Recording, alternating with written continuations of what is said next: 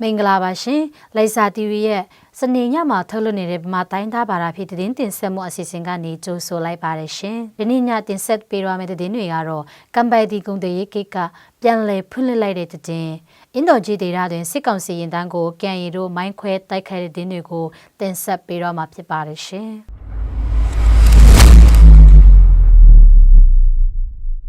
မြန်မာတရုတ်နယ်ဆက်ကမ်ပိုင်တီကုံတွေရေးကိတ်ကိုဒီဇင်ဘာလ18ရက်နေ့ကပြန်လည်ဖွင့်လှစ်ပြီးဖြစ်ကြောင်းကုန်တင်ရမောင်းတွေထမှသိရပါတယ်။လက်ရှိမှာတော့စံတက်ကာလအဖြစ်သတ်မှတ်ထားပြီးတရက်မှာအစီး30ကန်တက်ထားပြီးကမ်ပိုင်တီဘက်ကရမောင်းနဲ့ရင်နောက်လိုက်တွေကိုဝက်ရှောင်းကိတ်နဲ့ကမ်ပိုင်တီကိတ်မှာတစ်ကြိမ်စီကိုဗစ် -19 ပိုးစစ်ဆေးပြီးတရုတ်ဘက်ချမ်းလိုက်ကိုကိတ်အထိရမောင်းပေးရတာဖြစ်ကြောင်းကုန်တင်ရမောင်းတဦးမှပြောပါတယ်။ လိုင်းပေါ်မှာတော့ဖွင့်ပေးပြီလို့ပြောနေကြတာကြားပြီဒါပေမဲ့တရုတ်အစိုးရဘက်မှမနေ့ကပဲဂိတ်တကောက်ဖွင့်ပေးတာပါလက်တလောကမ်ပိုင်တီနိုင်ငံနေဆက်ကုန်တွေရာဂိတ်ကိုစံတက်ကာလအနေနဲ့ဖွင့်လှစ်ထားတာဖြစ်ပြီးမြန်မာဘက်ချမ်းကတ िश ူးငပြောကိုဒါအတိကတင်ပို့တာဖြစ်ပြီးငပြောတီးထဲတဲ့ဂျက်ဖာတွေအပါဝင်လူ3ကုန်နဲ့စား3ကုန်တွေစောက်လို့ရေး3ပစ္စည်းတွေစိုက်ပျိုးရေးပစ္စည်းတွေကိုတင်သွင်းဖို့နဲ့မြန်မာဘက်ကကုန်ကား900ခန့်ကုန်တွေဖို့သဘောတူထားကြောင်းလဲနေဆက်ကုန်တွေရေးအတိုင်းဝိုင်းကသိရပါတယ်ကိုဗစ်ရောဂါကူးစက်ပြန့်ပွားနေမှုအခြေအနေကြောင့်တရုတ်မြန်မာနေဆက်ဂိတ်တွေကိုတရုတ်ဘက်ကဇွန်လ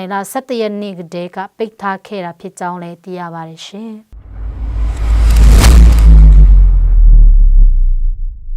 KIA မတ်ကိုတမဟာအမတ်26တက်ရင်နေမြေအင်ဒိုဂျီဒေတာမိုင်းနောင်နေဟိုပင်ကြားမှာစစ်ကောင်စီရင်တန်းကိုကချင်လွတ်လပ်ရေးတပ်မတော် KIA တို့ဒီဇင်ဘာလ16ရက်နေ့မနေ့6:30အချိန်ခန့်ကမိုင်းခွဲတိုက်ခိုက်ခဲ့ကြောင်းသိရပါတယ်။စကိုင်းတိုင်းဘက်မှစစ်ကောင်စီတပ်ဖွဲ့တို့စစ်ကား9စီးဖြင့်စစ်အားဖြင့်တင်းကဖက်ကန်ဘက်သို့တက်လာခဲ့တဲ့အတွက်မိုင်းခွဲတိုက်ခိုက်ခဲ့ခြင်းဖြစ်ကြောင်းသိရပါတယ်။၎င်းတိုက်ခိုက်မှုကြောင့်စစ်ကောင်စီတပ်မှလက်နက်ကြီးရန်တမ်းပစ်ခတ်မှုများပြုလုပ်ခဲ့တယ်လို့လည်းသိရပါတယ်ရှင်။စစ်ကောင်စီတပ်မှစစ်ကားများဖြင့်စစ်အားဖြည့်တင်းနေခြင်းခြေလျင်ဖြင့်စစ်ရေးလှုပ်ရှားတာတွေလှုပ်ဆောင်နေဆဲဖြစ်တဲ့အတွက်ကချင်ပြည်နယ်ဒေသတချို့မှာစစ်ကောင်စီတပ်နဲ့ကန်ရီတပ်ဖွဲ့တို့တိုက်ပွဲဖြစ်ပွားနေဆဲပဲဖြစ်ပါတယ်ရှင်။လိုက်စာ TV ရဲ့ယနေ့ညဗမာတိုင်းသားဘာသာဖြစ်တဲ့တင်ဆက်မှုအစီအစဉ်ကိုကြည့်ရှုနားဆင်သူပရိသတ်ပေါင်းရှင်လန်းချမ်းမြေ့ကြပါစေရှင်။ကျေးဇူးတင်ပါတယ်ရှင်